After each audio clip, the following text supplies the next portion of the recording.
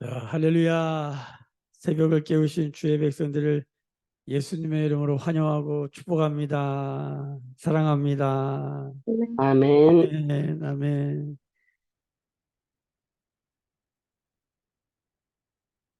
기도소 묵상을 마치고 예레미야 묵상에 들어왔습니다. 성경에서 가장 긴 장으로는 가장 길지 않은데 단어수, 그러니까 성경에서 단어수, 문장 단어수로만 생각하면 가장 긴 장입니다.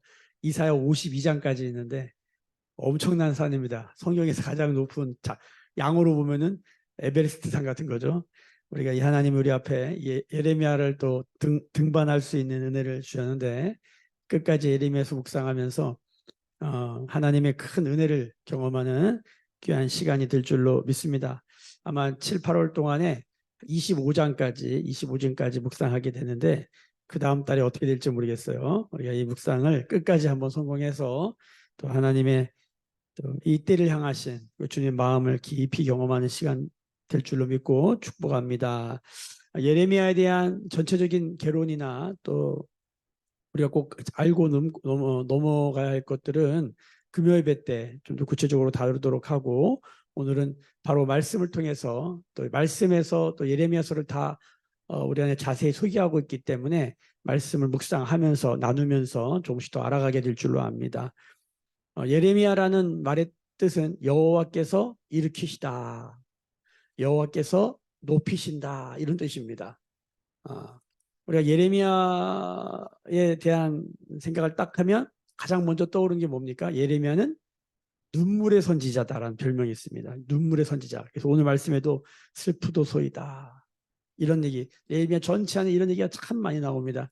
특별히 예레미야는 이 하나님의 주권적 역사와 시대적 상황이라고 하는 그 사이에 껴있는 사람이에요. 정말 하나님과 또 부패한 인간 그 사이에 끼어서 하나님이 말씀을 주시는 것도 힘들고 또 그것을 그 시대와 그 이스라엘 백성들에게 전하는 것도 힘든, 정말 끼어가지고 이러지도 저러지도 말씀을 받았는데 받는 것도 너무 이게 참 하나님의 이 심판 메시지이기 때문에 그게 너무 부담스럽고 괴로운 상태인데 이걸 또 전하면 백성들이 좋아하질 않아요.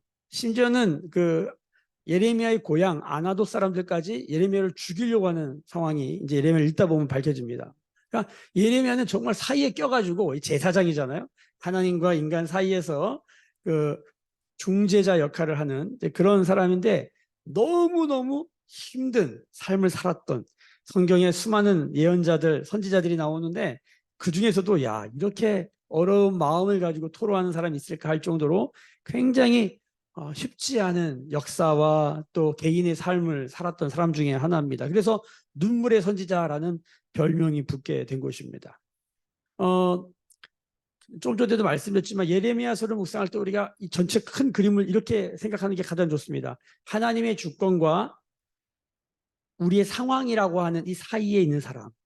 여러분 가만히 생각해 보면 우리 그리스도인들이 바로 그런 사람들이에요. 하나님의 주권적 말씀, 하나님의 말씀에 순종하려고 우리가 여기 나와 있지 않습니까? 하나님의 말씀을 받는 게 너무 은혜롭고 감사하지만 때로는 종종 이것이 얼마나 우리에게 큰 거룩한 부담감이 됩니까? 그렇죠? 하나님의 말씀대로 산다는 것 자체가 너무 좋지만 우리 안에 큰 참 좁은 길 십자가의 모습이 있더라는 거예요. 그런데 또 이 말씀을 전하면 사람들이 막 기뻐하고 막 그냥 환영하고 막 좋아하면 얼마나 좋아요. 막 반응이 있고 그러면 얼마나 좋아요. 그런데 이 말씀을 전하면 어떻게 사람들이 그럼 우리 왕따시키죠. 우리를 거절해요. 어떻게 보면 이 예레미야의 삶은 이 시대의 그리스도인의 삶의 참된 모습과 모습의 모형처럼 보여지는 부분이 많다. 우리가 더 나아가서 예레미야를 보면서 예수님을 보게 되는 것입니다. 예수님. 하나님의 주권과 인간의 상황이라고, 우리의 모습이라고 하는 이 사이에 서서 참된 중보자가 되신 예수 그리스도. 그래서 빌립보서 말씀에 이 마음을 품으라, 곧 그리스도 예수의 마음인데 그분은 죽기까지 낮아지셨다. 죽기까지 복종하셨다. 하나님께 복종하셨다. 근데 사람들에게 뭐예요? 밟히고 찢기고 버림받아요. 그런데 하나님이 결국은 어떻게 하십니까? 그를 모든 이름 중에 가장 뛰어난 이름으로 높이셨다. 예레미야 이름처럼 하나님이 높이신, 하나님이 일으키신, 부활케 하신 예수님의 모형처럼도 보여지는 것입니다. 이제 우리가 예레미야 말씀을 묵상하면서 우리가 아마 이 예레미야 전체를 통해서 예수님을 따라가는 삶, 예수님이 그랬고 예레미야가 그랬고 또 우리도 그런 삶 안에 우리가 어떻게 살아가야 할지, 이 상황, 역사적 상황, 이 시대적 상황에서 어떻게 살아가야 될지를 발견하는 묵상이 되시기를 축복합니다. 특별히 이 1절 말씀을 보십시오. 베냐민 땅 아나돗의 제사장 중 힐기야의 아들 예레미야의 말이라, 이렇게 돼 있어요. 여기 보면 베냐민이라는 것도 우리가 많이 12지파 중에 들어봐서 알지만 여기 아나돗이라는 단어가 중요합니다. 아나돗에 동그라미를 쳐놓으셔야 돼요. 그리고 오늘 묵상의 오른쪽 하단에 이 해설이 나와 있습니다. 제가 한번 읽어드릴게요. 1절. 아나돗은 베냐민 지파 땅으로 레위인에게 제공된 성읍이었고 솔로몬에 의해 제사장직에서 파면된 엘리 제사장의 후손인 아비아달의 고향이기도 하다. 예레미야가 몰락한 제사장 가문의 변방 지도자 선지자였음을 유추할 수 있다. 이렇게 돼 있어요. 쉽게 말하면 우리 그 솔로몬이 왕위에 세워질 때 그 솔로몬 반대편에 쓴 사람들이 있고 솔로몬 편에 쓴 사람이 있는데 이 아비아달은 솔로몬 반대편에 섰다가 망했죠. 죽었어요. 그러니까 이 베냐민 땅에 사는 아나돗이라는 지역이 그때 망해서 다 쫓겨났던 사람들이 살았던 삶이에요. 그러니까 이게 주류 사람이 아니에요. 비주류 사람, 변방의 사람이에요. 아무도 알아주지 않는 몰락한 제사장 가문. 제사장이라고 해서 다 이렇게 이 시대 제사장이면 상당히 높은 지위 아닙니까? 이스라엘에서 최고의 리더 그룹이고 어떻게 보면 권력의 그룹이에요. 그럼에도 불구하고 거기서도 이게 아웃사이더, 변방, 비주류, 그런 사람이라는 거예요. 아무도 안 알아줘요. 여러분, 성경을 가만히 보면요, 하나님은 주류가 타락했을 때 비주류를 들어서 주류를 깨우십니다. 그 대표적인 게 제자들입니다.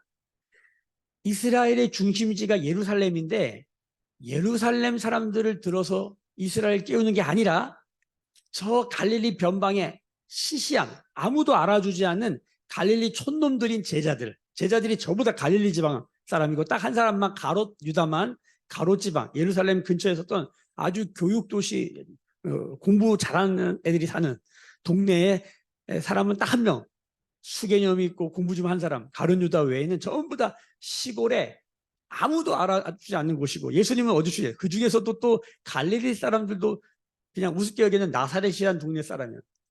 하나님이 시대 안에 주류를 깨울 때 쓰시는 방법 중에 하나가 뭐냐면 비주류를 들어서 주류를 치시거나 깨우실 때가 있다는 것입니다. 우리 고린도서서 1장 말씀에 보면 너희 중에 문벌 좋은 자가 있느냐? 너희 중에 강한 자가 있느냐? 없다는 거예요. 그런데 하나님이 약한 자를 들어서 강한 자를 부끄럽게 하시다. 여러분, 그래서 때로는 우리의 삶이 내가 왜 이렇게 태어났나? 나는 왜 이런 집안에 태어났나? 우리 교회는 왜 이 모양인가? 여러분, 우리가 이런 변방 비주류 아웃사이더의 모습 가운데 있을 때 여러분 기억하십시오. 하나님의 말씀이 희한하게도 변방에 있는 사람들에게 자림하더라. 성경을 보면은 여러분 이게 중요합니다. 오늘 말씀에도 보면 아주 중요한 말씀들이 여호와의 말씀이 예레미야에게 임하였다. 조금 전에도 말씀드렸지만 이 시대적 상황이 진짜 만만치 않은 상황이에요. 근데 성경 전체에 여호와의 말씀이 임하였다, 누구에게 임하였다는 구절이 많이 나와요. 성경 전체에 한 300여 회 이상 나와요. 그런데 그 중에 150번 정도가 어디에 나오냐면 예레미야에 나와요. 예레미야는 다른 말로 하면 그 어려운 시대와 특별히 그 변방 아웃사이드 구석탱이에 앉아있는 그에게 여호와의 말씀이 임하였다는 거예요. 우리가 보기에 야, 안 돼, 못해, 망했어, 뭘 해, 이렇게 여겨지는 그런 아웃사이더, 비주류, 변방의 사람에게 하나님의 말씀이 찾아온다는 거예요. 우리가 잘 아는 마태복음 5장 산상수훈의 시작이 뭡니까? 심령이 가난한 자는 복이 있다. 여러분, 가난이 복입니까? 가난이 뭡니까? 예? 돈 없는 거예요. 집 없는 거예요. 소유가 부족한 거예요. 여러분, 이런 것만 가난이 아니라 예를 들어서 어떤 가정의 형편을 봤을 때 엮이는 가정이라든가 기능을 해야 되는데 기능하지 못하는 부모가 있다. 그것도 다 뭐예요? 부족함이잖아요. 가난의 문제예요. 기능의 가난함이죠. 있어야 될 것이 없는, 우리가 보기에 찌그러지고 왜곡되고, 예? 뭔가 이렇게 절고 온전하지 않은 모습이에요. 변방비주류, 가난의 모습이죠. 여러분 기억하십시오. 하나님이 말씀하시는 거예요. 하나님의 나라가 너에게 임한다. 여러분, 이것이 우리가 다 이해할 수는 없지만 성경 전체 안에 있는 하나님의 섭리의 아주 중요한 부분이라는 거예요. 여호와의 말씀이 변방비주류 아웃사이더 시시하고 아무도 알아주지 않던 거기에 임하시더라는 거예요. 여러분, 참된 부흥은 무엇입니까? 막 잘 먹고 잘 살고 좋고 막 이래가지고 와, 난 신난다. 이런 성경은 그것을 부하려고 하잖아요. 칠흑 같은 어둠에, 시대적 어둠에, 개인적 어둠에 소망 없다, 끝났다, 안 된다. 그 지점에 여호와의 말씀이 임하는 것입니다. 여러분, 예레미야가 기도하지 않았어요. 물론 반응은 하지만 뭐 여기 성경에 예레미야가 엄청 기도하는데 여호와 말씀이 있다. 이 아니에요. 언제 오냐면 2절 보세요. 2절. 아몬의 아들 유다 왕 요시야가 다스린 지 13년에 여호와의 말씀이 예레미야에게 임하였고, 여기 유다 왕 요시야가 있죠. 유다의 마지막 왕인데, 마지막 왕 아니지만 유다에 이제 여러 왕이 있었는데 그 중에서 대부분 별로 안 좋은 왕인데, 이야, 이 왕 정말 괜찮은 왕이다. 그게 누구냐면 요시야예요. 요시야가 8살의 왕이 됩니다. 8살에. 8살의 왕이 되는데 한 16살쯤에 요시야를 통해서 하나님 이스라엘의 회복을 가져옵니다. 성전 수리하다가 율법 책을 발견해가지고 요시야가 그 말씀 보고 그 말씀대로 순종해서 산당을 폐하고 하나님의 말씀에 순종하는 삶을 살 때 하나님이 이스라엘에 엄청난 축복과 부흥을 주세요. 그 요시야가 여기 보세요. 요시야 13년이니까 8살에서 13, 요시야가 한 21살 때잖아요. 요시야랑 예레미야랑 나이가 비슷해요. 몇 살 차이 안 나요. 그냥 20대예요, 20대. 자, 지금 아니죠. 13년이니까 하여튼 뭐 20대 좀 안 되는 나이예요. 예, 20대가 좀 안 되는 나이인데 예레미야도 나이가 비슷해요. 근데 언제 말씀이 임했다고요? 예레미야가 20대 초반이에요. 20대 초 예레미야도. 그러니까 지금 근데 나중에 요시야가 죽어요. 그래서 예레미야 혼자 남는데 예레미야가 요시야가 먼저 하나님의 역사를 경험하고 그 다음에 하나님의 말씀이 임했다. 그러니까 예레미야에게 하나님 말씀이 임한 때가 몇 세다? 20대 초반. 10대에서 20대 그 중간쯤, 그 변곡 지점. 제가 예수님 인격적으로 만나고 거듭난 지점 나이랑 우리 이마이가 CCC 가서 은혜 받았던 나이랑 비슷해요. 요때 임한 거예요. 요때 뭐 특별히 뭐 많이 기도하고 그런 게 아니에요. 어떤 하나님의 계기에 하나님 말씀이 임한 거예요. 여러분, 언제 어떻게 우리 가운데 역사할지 아무도 모릅니다. 제가 부탁드립니다. 절대로 포기하지 마십시오. 여호와의 말씀이 임하면 그것이 참된 부흥인 줄로 믿습니다. 물론 예레미야 시대 전체 안에 예레미야가 하나님의 말씀을 엄청 전했거든요. 임한 말씀을 전한 거예요. 그러니까 여호와는 자기 말을 전한 게 아니에요. 임한 하나님의 말씀을 전하는 거예요.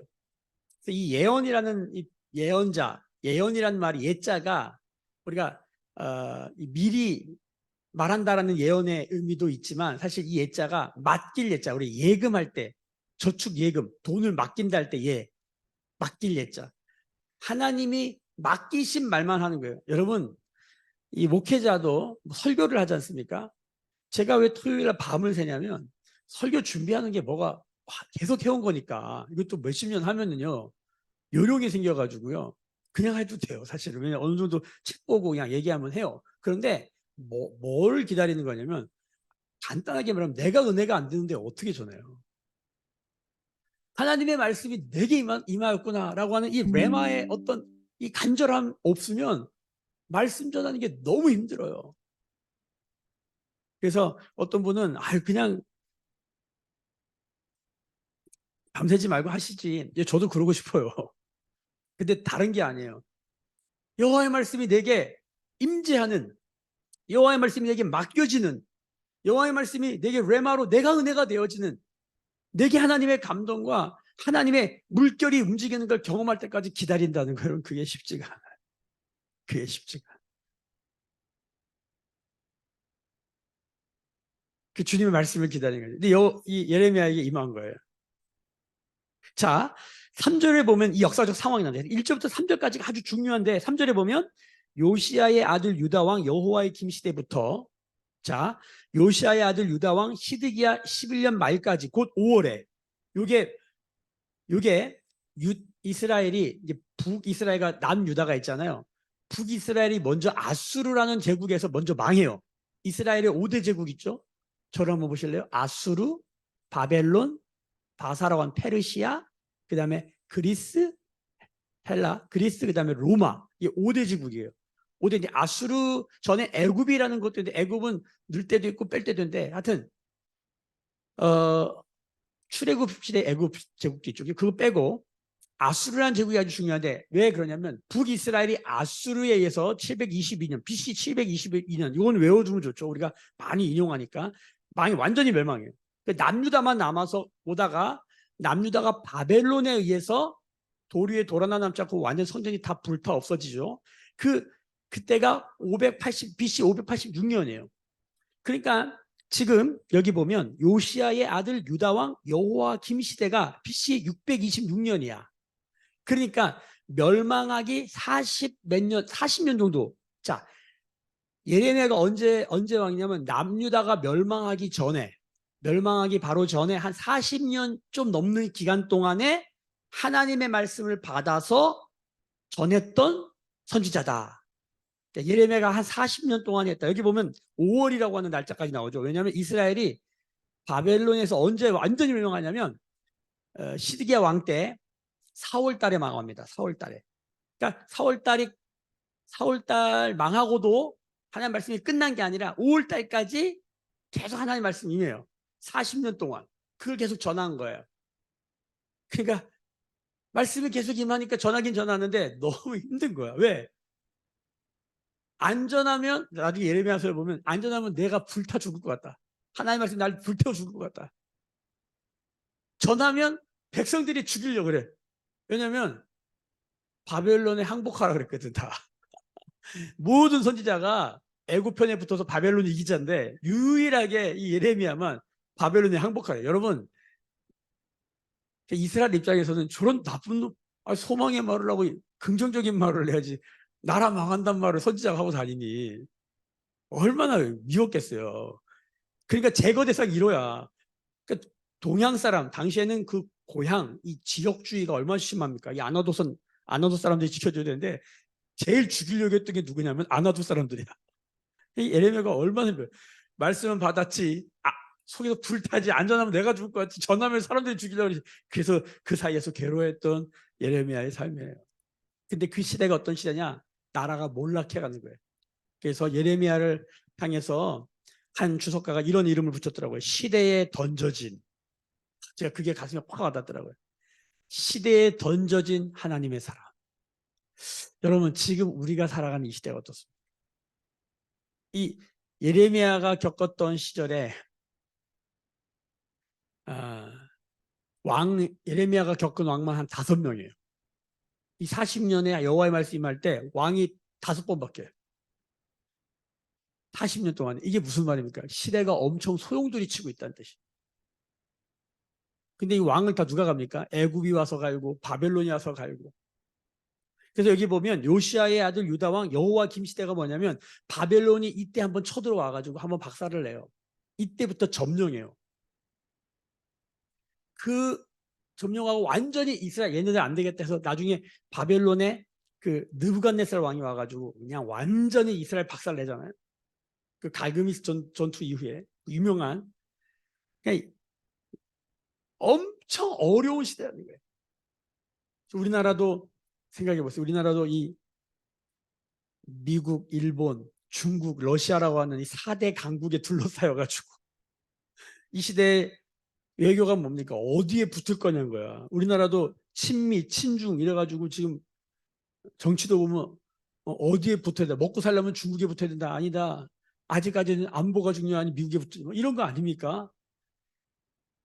한 치 앞도 내다볼 수 없는, 정말 눈치를 봐야 돼. 어디를 붙어야 되나 막 이러는. 여호와만 바라본다는 게 이게 말이지. 현실에서는 웃기고 있네. 이 말이 바로 나오는 거죠. 제가 손을 목회하면서 제일 많이 듣는 것 중 하나가, 목사님 현실은 그렇지 않아요. 이 말 많이 들어요. 맞아요. 믿음을 선포하고 말씀대로 산다. 야, 목사님 현실은 그렇지 않아요. 이 현실이 무서운 이슈예요. 여러분, 예레미야의 현실이 어떻습니까? 나라가 망해가고 있고 결국 망합니다. 근데 하나님의 말씀이 임하니 그거 전한다는 게 얼마나 고통스러운 일이었어요. 여기 보면 예루살렘이 사로잡혀가기 가기까지 사로잡혔다는 게 뭡니까? 완전히 바벨론 포로로 다 잡혀가는 거예요. 이 40년이라는 게, 성경의 40년은 뭐를 상징합니까? 광야죠. 그래서 모세도 광야 40년 있고, 다윗도 뭡니까? 통치 40년 있어요. 성경의 40이라는 숫자는 굉장히 중요해요. 아마 그 40년이라는 기간을 의도적으로 맞춘 것 같아요. 예레미야도 모세와 다윗처럼. 특별히 40이라는 것이 우리가 노아 홍수의 40일 주야로 비내리잖아요. 심판의 의미도 있어요. 이런 것들을 아마 은유적으로 같이 맞춘 게 아닌가, 그렇게 보여지는 것입니다. 자, 벌써 뭐 시간이 많이 갔는데 3절까지 했는데, 오늘 4절부터 이제 보면 이제 하나님께서 예레미야를 부르시는 장면이 나와요. 이걸 소명이라고 그러죠. 존재를 부르신데, 여기 보면 내가 너를 모태에 짓기 전에 알았고, 내가 배에서 나기 전에 너를 성별하고 너를 여러 나라의 선지자로 세웠노라 하시기로. 여러분, 이 말을 듣을 때 여러분 어떠세요? 우리가 성경을 읽다 보면 에베소서 같은 거, 우리가 예수 믿고 구원받고, 야, 내가 이때 예수 믿고 막 이렇게 마음이 뜨거워져서 인격적으로 만났다. 성경을 읽다 보면 우리가 언제 구원받은 줄 알아요? 영원 전부터. 이게 뭡니까? 이게 모태에 짓기 전에 뭐예요? 우리가 경험하는 시간 전에 있었다는 일이라는 거예요. 여러분, 지금 내가 여기 앉아서 내가 예수 믿고 교회 나오기 시작한 시점이 있다고 생각하지만, 성경을 읽다 보면 성경은 자꾸 우리를 어디로 데려가요? 영원으로 데려가요. 여러분, 저를 따라합시다. 영원 전부터 영원까지. 이걸 예수 믿는 사람, 이걸 영생이라고 그러잖아요. 예수를 믿었는데 나는 시간을 살고 있고 크로노스를 살고 있고 인생을 살고 있는데, 자꾸만 성경은 나한테 뭐라고 그러면 너를 영원 전부터 택했대. 우리가 이해할 수 있고 경험할 수 있는 이야기가 아니에요. 성경이 그렇게 선포하는 거예요. 여러분, 이것을 믿는 거예요. 아르케, 너의 근본이 어디냐? 나는 우리 엄마 탯줄에서 떨어져 나왔는데 엄마 없는 사람은 없으니까. 근데 성경은 자꾸 선포하는 거예요. 너는 영원 전부터 구별되었고 성별되었다. 아니, 내 모양이 이런데요. 지금 내가 아나토투시인데요. 내가 변방인데요. 아웃사이더인데요. 주님 말씀하시는 거예요. 내가 너를 모태로부터 구별하였다. 영원 전부터, 모태 전부터 구별하였다. 여러분, 믿음은 무엇입니까? 이것을 믿는 것입니다. 우리 다 아멘 하십시다. 아멘. 아멘. 우리의 이해와 아멘. 경험의 영역을 넘어선 영역이에요. 성경이 이걸 선포하고 시작하는 거예요. 여러분, 소명은 어디서 시작합니까? 소명이 있어야 사명이 나오는데, 소명은 이걸 고백해야 돼요. 영생이 무엇이라고요? 영원 전부터 영원까지. 예수를 믿고 보니까 나는 영원이라는 시간 속에 사는 거야. 그래서 여러분, 쫀쫀하게 사지 마시고 넉넉하게 사세요. 쪼들리지 마시고 쫓기지 마시고 우리 영원을 사는 것이. 아멘. 이 영원의 시간 동안에 우리의 영생은 곧 유일하신 하나님과 그의 보내신 자 예수를 아는 것이다. 야다. 왜 아는 것이어야 될까요? 똑같이요. 내가 너를 알았다. 너도 나를 알아라. 신앙은 뭡니까? 하나님을 알고 하나님을 알리는 것인데, 하나님을 왜 알아야 돼요? 하나님이 나를 이렇게, 나 너 안다. 구원은 뭡니까? 이거야. 내가 너를 안다. 내 형편, 내 처지, 나라는 나 존재. 나도 나를 잘 몰라. 나를 잃어버려서 슬픈 인생. 내가 뭘 좋아하는지, 뭘 해야 되는지, 내가 누구인지 모르는 나를 하나님 말이야. 내가 너를 안다. 그러니까 나를 알려면 누구한테 물어봐야 돼요? 하나님께 물어봐야 돼요. 여러분, 부모가 알잖아요. 부모도 자식 키우다 보면 알아요. 잘 몰라요. 저도 부모 아닙니까? 자식 키웠어요. 잘 모르겠어요. 그래서 말할 수 있는 최선이 뭐냐면 너의 인생을 살아라요. 너는 너다. 근데 하나님 말씀하시는 거예요. 내가 너를 안다. 여러분, 이 말을 믿는 것입니다. 내 주님, 나도 주님을 알게 합니다. 그 주님을 알 때 나를 알게 된다는 거예요. 할렐루야. 할렐루야. 이것이 부르심입니다. 이것이 소명입니다. 근데 주님이 성별하였다. 이게 구별하였다. 아포리죠. 잘라냈다는 거예요. 모태에서 내가 모태에서 나왔는데 잘라지서 모태에 나와가지고 독립된 인간이 되잖아요. 근데 영적으로 보면 선택이로 하나님의 선택이 뭐냐면 하나님이 우리의 근원을 너의 근원은 엄마 아빠가 아니라는 거예요. 너의 근원은 나라는 거예요. 나. 할렐루야. 이걸 믿으십니까? 이걸 믿는 거예요. 자, 그런데 이걸 아는 순간 내가 너를 선지자로 세웠다. 하나의 말씀을 받아서 전하는 자. 이게 부르심과 소명. 부르심과 뭐예요? 사명이에요. 보내심. 제자는 뭐라고요? 제자는 부르는 사람. 사도는 뭐라고요? 보내는 사람. 그러니까 제자가 된다는 건 동전의 앞뒷면처럼 소명을 받았다는 것은 영생, 하나님을 알게 됐다는 것은 뭐니까? 이제 하나님을 알리게 된다는 거예요. 하나님의 말씀을 받고 알리는 삶이 된다는 거예요. 여러분, 우리가 이 부르심 가운데 있다는 걸 기억하셔야 돼요. 이게 제자의 삶인 것입니다. 놀라운 건데 6절에 이것을 들은 예레미야의 반응입니다. 슬프도소이다. 여러분, 소명을 받았는데 왜 슬플까? 이 비슷한 맥락이 뭡니까? 모세, 하나님 불렀어요. 내가 속옷은 거룩한 내 신을 보러라. 내가 너를 통해서 이스라엘을 애굽에서 구원하겠다. 모세가 제일 먼저 반응한 게 뭡니까? 난 못합니다. 나는 말이 둔합니다. 주님이 내가 내 할 말을 입에 내가 오늘도 말씀에 나오는데 내가 너가 할 말을 입에다 주겠다 그래요. 오늘 똑같은 맥락의 얘기가 나와요. 근데 왜 예레미야는 슬프다 그랬냐면 주 여호와여 보소서 나는 아이라 말할 줄 알지 못한다. 실제 나이가 20대 약관 나이예요.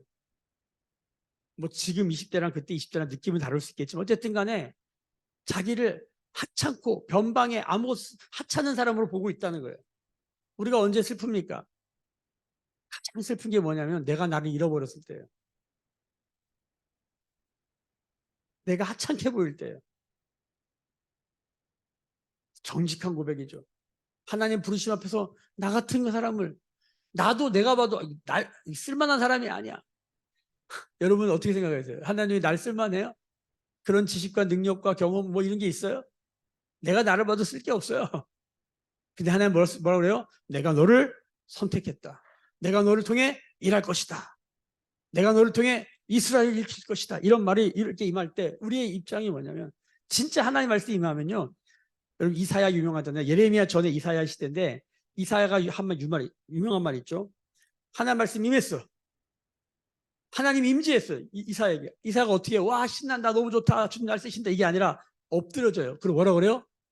내가 입술이 부정한데 내가 부정한 중에 주님을 만났다.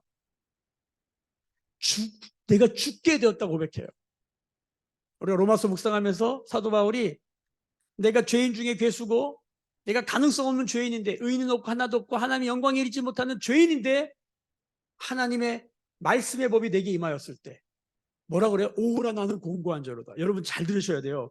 여호와의 말씀이 임하면 막 할렐루야 이런 거죠. 진짜 하나님 임재하시면 이사야처럼요. 나는 죽게 되었다 이렇게 합니다. 앞으로 꼬꾸라집니다.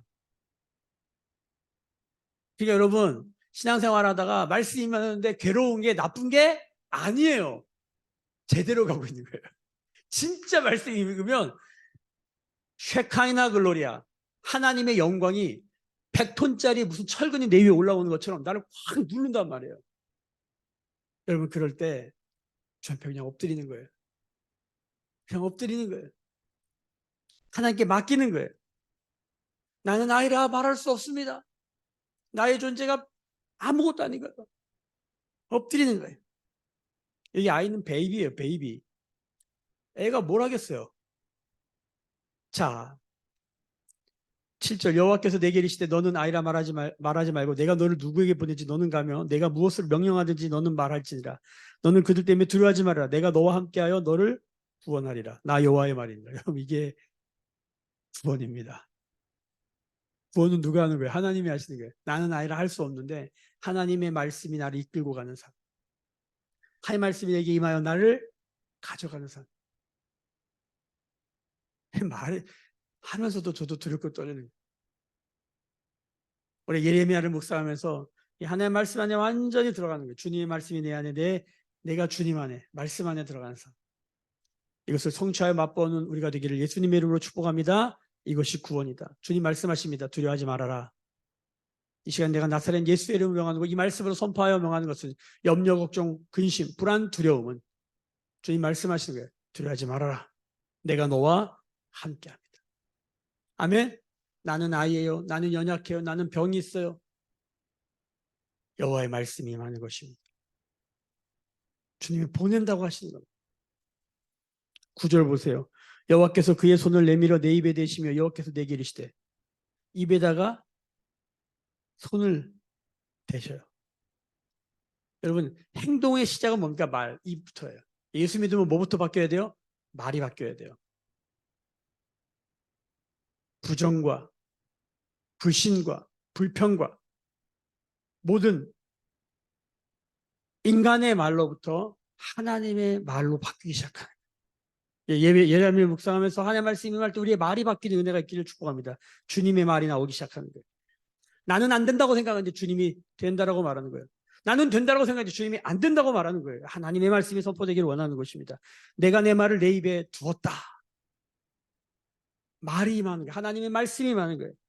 10절 말이 임해서 뭐 하나 봅시다. 10절 보라 내가 오늘 너를 여러 나와 여러 왕국 위에 세워 내가 그것을 뽑고 파괴하고 파멸하고 넘어뜨리며 건설하고 심게 하자. 이게 되게 예레미야 중요한 말씀이에요. 이 10절의 마지막 부분 뽑고 파괴하고 파멸하고 넘어뜨리고 건설하고 심게 하자. 여호와의 말이 임해서 뭐예요? 네 단어 뽑고 파괴하고 파멸하고 넘어뜨리는 거예요. 이건 뭐예요? 심판 메시지죠. 건설하고 심는 건 뭐예요? 구원 메시지예요. 이렇게 두 개로 나누지만 앞뒤로 보면 뽑고 심는 건 뭐예요? 농업, 농사 용어예요. 근데 파괴, 파멸, 넘어뜨리고 건설하는 건 뭐예요? 건설 용어예요. 자, 여기 보면 심판의 네 단어를 보면 우리가 절망스럽습니다. 아픈 거예요. 도대체 예레미야가 무슨 말을 하길래 이스라엘이 뽑혀지고 파괴하고 파멸하고 넘어뜨려요? 여러분 잘 들으셔요. 결론적으로 말합니다. 우리가 왜 뽑아요? 심기 위해서예요. 기억하세요. 내 기억에 내 삶에 나쁜 것들 잡초를 다 뽑아내는 거예요. 자, 여기 왜 파괴하고 파멸하고 넘어뜨려요? 여러분 집이 있습니다. 왜 다 부셔버려요? 다시 지으려고. 리모델링 아니에요. 뭐예요? 재건축. 완전히 새롭게 다시 짓는 거야. 땅을 다 드러내버리는 거야. 그래서 심판 메시지가 네 단어로 나와요. 다 드러내버리는 거 완전히. 여러분 예레미야를 묵상하면서 내가 40년 이만큼 살았지. 저도 지금 내가 개척하면서 7년 이만큼 왔지. 이거 다 무너뜨리는 거예요. 다시 말씀 위에 세우는 거예요. 여러분 우리의 삶을 어디에 세워야 합니까? 아르케. 말씀이 육신이 되어 있다. 이것이 예수 그리스도의 터 위에 우리를 세워야 될 줄로 믿습니다. 뿌리를 바꾸는 것이에요. 다시 세우는 거예요. 여러분 우리가 예레미야 묵상하면서 우리 매일교회 공동체가 다시 이 하나님의 뽑고 파괴하고 파멸을 넘어뜨리고, 여러분 두려워하지 마세요. 힘든 일이죠. 괴로운 일이에요.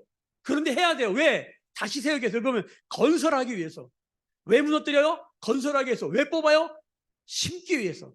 뭐예요? 심판 메시지는 곧 하나님의 새로운 시작을 말하는 것이에요. 심판 메시지는 곧 뭐예요? 회복의 메시지요, 치유의 메시지요, 구원의 메시지가 되는 거예요. 예레미야를 읽으면 엄청 어렵습니다. 왜? 우리의 죄를 다 드러내거든. 우리가 어떤 존재인지 다 드러내거든. 막 괴로워요. 막 저는 벌써 쭉 봤단 말이에요. 엄청 힘들어요. 막 수술하는 느낌이야. 괜찮아요. 왜? 다시 살기 위하여. 다시 일어나게 하시는 하나님. 여러분 예레미야 전체 가운데 이 예레미야가 이 하나님 예레미야를 일을 하신 예레미야를. 근데 이스라엘 전체 결론이 뭐냐면 딱 한 명. 이스라엘 전체 아무도 안 들어. 딱 한 명만 들어요. 바룩이라고 하는 예레미야를 이제 썼던 사람이 있는데 기록관. 제자 한 명밖에 없어요. 제가 이거 보면서 너무너무 어려워. 아유 좀 이렇게까지 52장인데 이렇게까지 40년 동안 외쳤으면, 아니 40년 동안 했는데 한 명이면 어떡해. 그러면 지금 시대로 보면 이 선교사님, 이 목회자는 뭐예요? 실패한 거예요. 왜? 아니 40년 목회했는데 여호와의 말씀 받아 전했는데 아니 한 명밖에 못해? 여러분 성경에 그 능력자 엘리야도 제자가 한 명밖에 없어요. 한 명만 따른 거예요. 예수님이셔도 12명밖에 없었어. 여러분 우린 진짜 제자인지를 다시 이 예를 통해서 생각해 봐야 돼요. 이 시대에 그 말씀의 한 사람을 찾을 때 그 한 사람이 나 되기를 원하는 것입니다. 예레미야를 묵상하면서 그냥 예레미야를 묵상한 애가 아니라 여기 보면 뽑고 파괴하고 파멸하고 넘어뜨리는 과정이 있지만 절대 도망가지 마십시오. 끝까지 하나님이 건설하시고 심는 데까지 나아가서 이 마지막 때에 시대에 던져진 우리들 어떻게 살아요? 우리가 뭘 할 수 있어요? 이 시대에 기도가 크리스찬 삶에서 뭘 할 수 있겠어요? 장로들을 어떻게 세워요? 그러나 하나님이 하신다잖아요. 왜 아이를 부르셨을까요? 아이 같은 사람을. 아이의 특징이 뭡니까? 하랑이, 원일이, 원호 애들을 보세요. 걔네들한테 부족함이 있습니까? 예, 부족함 천지죠. 애들인데. 근데 걔네들이 부족함을 느낍니까? 절대 안 느낍니다. 왜? 애니까. 철저히 엄마에게 의존돼 있으니까. 원일이, 원호, 하랑이 우리 아이들을 보시라니까요. 서찬이를 보시라니까요. 저는 그 아이들을 볼 때마다 이 아이들이 예레미야예요. 철저히 하나님께 의존돼 있어요. 엄마에게 의존돼 있어요. 걔네들을 보면 부족투성인데 부족함이 없어. 여호와는 나의 목자가 되시니 내게 부족함이 없다. 부족함이 넘치지. 다윗이 목동 주제에 아무것도 없어요. 재산도 없고 아무것도 없어요. 아무도 안 알아줘요. 근데 부족함이 없다고 고백하는 것입니다. 어떻게 그럴 수 있냐는 거예요. 선한 목자에게 완전히 의존되어 있는 거예요. 완전히 연결되어 있는 거예요. 그 품에 안겨 있는 거예요. 여러분, 예레미야가 어떻게 사역하는 거냐면 이 그림이에요. 저를 보세요. 하나님의 말씀의 품에 꽉 안겨서 살아가는 거예요. 이스라엘의 이 칠흑 같은 어둠의 역사에도 소망을 선포할 수 있는 이유는 그분 품에 있기 때문에. 참된 부흥은 무엇입니까? 시대에 이런 사람 한 사람 있는 것입니다. 그 한 사람이 저와 새벽 묵상을 깨운 각 사람 되시기를, 매일 공동체 되기를 예수님의 이름으로 축복합니다. 아멘. 기도하겠습니다. 지금은 우리 주 예수 그리스도의 은혜와 하나님 아버지의 크신 사랑하심과 성령의 감화감동 충만 역사 교통하심과 여호와의 말씀이 내게 임하는 기름 부으심이 오늘 머리 숙여 묵상하며 예배하며 기도하는 주의 백성들의 머리 위에, 그들의 삶과 가정과 생업과 일상과 일터 위에, 매일교회와 조국교회와 열방에 나간 선교사님들 위에, 고통당하는 주의 백성들 위에 지금부터 영원까지 함께 계실지어다. 아멘. 주의 영광 이곳에 가득해 우린 선해 주님과 함께 찬양하며 우리는 전진하리 모든 열방 주 볼 때까지. 우리 시간에 같이 예레미야 묵상을 시작하게 하신 하나님께 감사하고 그 주님이 하시는 기대하면서 어린아이처럼 주님 품에 안기는 기도의 시간 되시길 축복합니다. 여러분, 주님 안에 있을 때만 안전합니다. 세상은 만만치 않습니다. 시대가 쉽지 않습니다. 이 시대 가운데서도 하나님이 하실 일들을 기대할 수 있는 예레미야 묵상의 말씀입니다. 여러분, 주님을 기대합시다. 그리스도의 품 안에 발견되길 원합니다. 기도하고 또 나라와 민족을 위해서, 교회를 위해서 기도하십니다. 또 어려운 가정들이 있습니다. 고통당하는 가정들이 있습니다. 우리가 그 가정들을 주의 손에 올려드리면서 주님, 또 병든 영혼이 있습니다. 주님 고쳐주세요. 주님 회복시켜주세요. 주님 다시 꼭꼭 파괴하고 파멸하고 넘어뜨려서 건설하고 심어 주시옵소서. 같이 주님 앞에 간절히 기도하는 시간 되기를 소망합니다. 같이 통성으로 기도하며 나가십시다.